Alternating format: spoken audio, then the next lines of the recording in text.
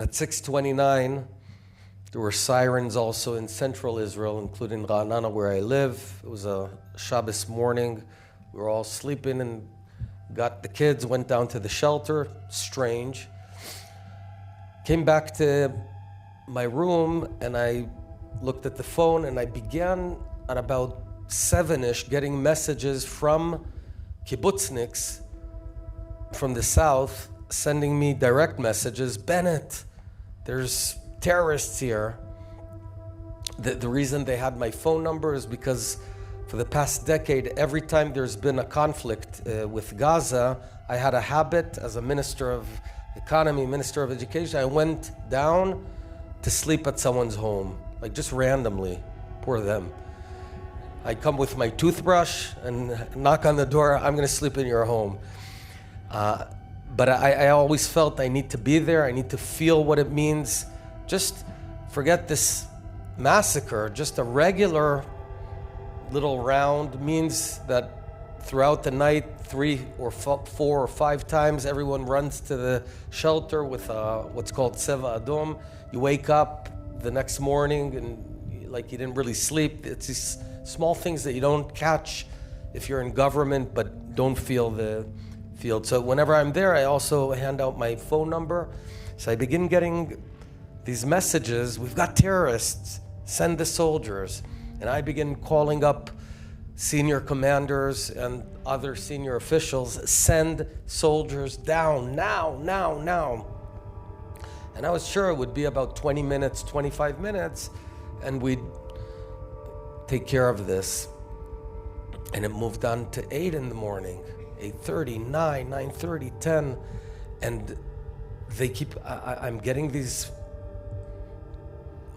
horrible messages, especially from Kibbutz Kfar Aza.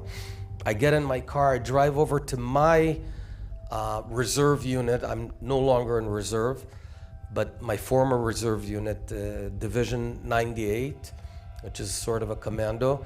And I want to enroll, get a weapon and drive down. And these scary Shin Bet guys say to me, forget it, man. We're not going to ignite the car. They called up the head of Shin Bet and he said, this guy's not going down. But what I did, and here's something I realized, the Prime Minister had declared that we're at war with Gaza, and there was a psychological problem because when there's a war, let's say Yom Kippur war, okay? So you get to your vehicles, you get to your tank or whatever, and you spend 5-6 hours gearing it up, installing the communication systems, the emergency food,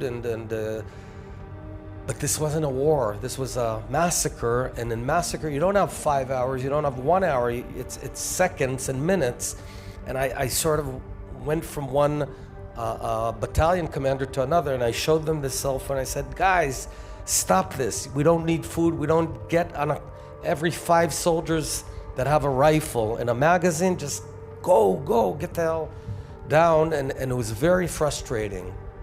That's one story. But there's another story that happened on October 7th. The worst moment in Israel's history also became one of its finest moments. This generation revealed itself as an amazing, courageous, tough, resilient generation. Amazing stories. I'll tell you one story. A guy called Elchanan, civilian, reservist, 42 years old. He hears that there's massacres going on, calls up his brother. They live in an area near Jerusalem, and the nephew, they have a pistol, each of them, and the nephew has a rifle because he's on leave from the army. Get in a car, drive down to Kibbutz Be'eri. Now they have no relatives there. They have nothing. No one told them to go down. And they drive into Kibbutz Be'eri, which is one of the 4 massacres. There were 4. And for 16 hours straight, this team of 3 people, they go from one house to another under fire, knock on the door, say, we're Israelis, try to persuade the folks in the shelter that they are Israeli and not pretending to be Israeli, and evacuate them to the entrance of the kibbutz, safe space, and back and forth for 16 hours. They saved over 70 residents of kibbutz Be'eri, just regular people like you and me. At about 9 in the morning, Elchanan took a bullet and died. He left 5 children. And he's one example, but it just goes on and on. Ben Shimoni, who lives in Beersheba, he was at the party. He had a car. He told 5 people, get in my car, and he started driving through paths and back roads, left the folks in Beersheba, and then he drove back. And his girlfriend, Jessica, they were going for 6 years, said, you can't go back. His parents said, you can't go back. He went back, collected another 5 people, took them out of harm's way back to Beersheba, went back a 3rd time, collected another 5 people, and took a hit, and he died. You know, in Israel, there's, unfortunately, after wars, there's an award. It's called the Tzalashim or Iturim.